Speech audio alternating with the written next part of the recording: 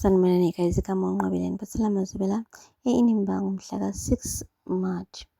Namhlanje guys uZoleka benoLazarus bebelokhu beyingqikela nje embhedeni. Bonakala nje ukuthi bakhathele bafuna ukuphumula kahle njengoba nje usuku lomshado lisazofika. Shuthi-ke balaleke koze kweqa. Unomfundiso-ke guys uthe mefika nje ekhishini engamfici uSiyolisi wamane waqala wathetha.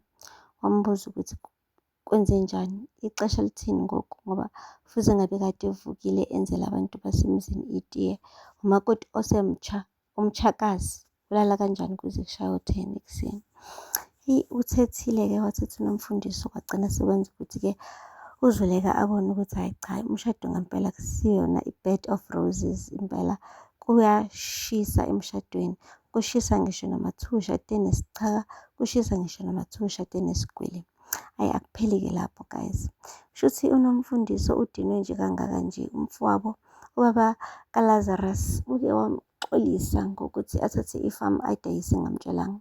Washo-ke ukuthi cha kodwa mfowethu ubhatshazile ngokwenza lokho.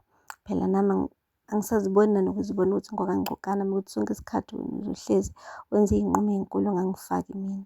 Hhayi washo ukuthi ungakhathazeki, next time I will definitely consider you. Wathi ngoba sengikhathele ukuba isithunzela kulo muzi wakangqokana. Wathi hhayi awusisona isithunzela, phela ngabe leli khaya kade lawo kube wena awukho. Wathi that's exactly what I'm trying to say. Mina ngibhizi ngehla ngenyuka nama-tray engathi ngisebenzile ekhaya where else wena ubhizi uphethe iy'mali zangampela kodwa ukaze nakanye ungicabange mina. Guys akupheli-ke lapho.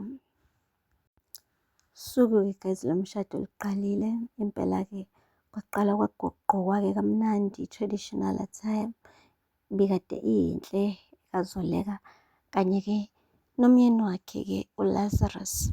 Hhayi bahambile-ke baye esigcawini kwasinwa kwaculwa kwahlatshelelwa kamnandi kwanje. Kodwa-ke guys hlezi kuzoba ne-twist lapha emndenini wakangqokana. Umndeni wakangqokana uhlezi unendlela yokwenza izinto zawo ehlukile futhi ishayisa ngovalo. Kuthe nje kusamnandi kusanjalo base basukuma wathi uNomfundiso Zoleka Siyolise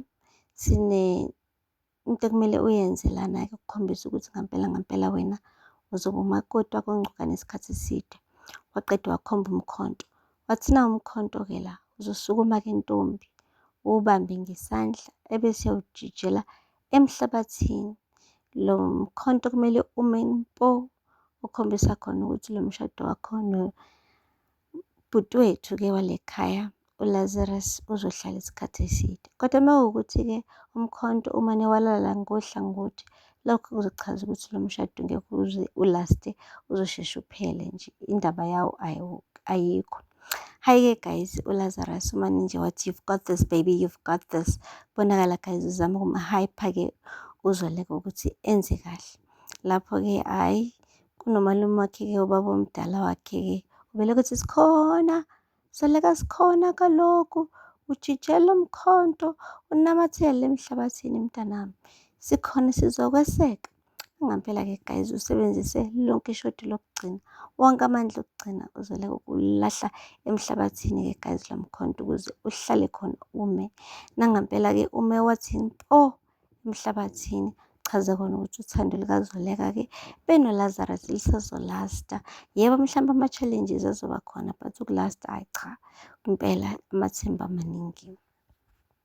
Akupheli-ke lapho. Kushuthi-ke umfowabo waNomfundiso-ke ubonile ukuthi ngampela he's a bit unfair when it comes to indlela aphethe ngayo uNomfundiso. Ushilo ukuthi yena useyixhegu salelwe unyaka owodwa nje uqhuya adedele iy'ntambo.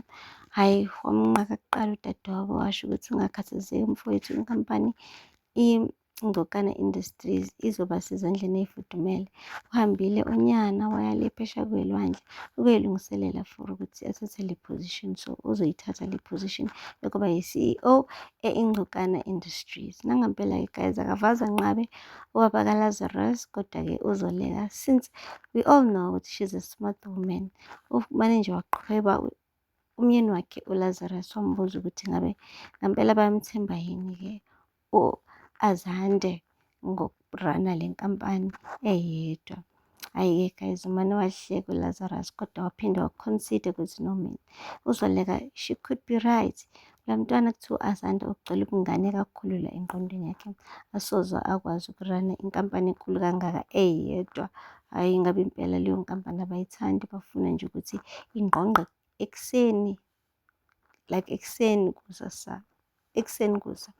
So asazi-ke mhlampe bazofuna ukumlekelela because running it alone, no, it's like ukugemblisha guys ngento yakhe yigugu. Guys, aphela lapho-ke amazwibela namhlanje. Ngakhohlwa ukusubscribe and like and comment. Until next time, bye. Sanibonani guys, igama uNqabeleni Mphathela Mazwibela. Inimba ngomhla ka-6 March. Namhlanje guys, uZoleka noLazarus bebelokhu bengqikela nje embhedeni. Bonakala nje ukuthi bakhathele, bafuna ukuphumula kahle njengoba nje usuku lomshado lisazofika. Shuthi-ke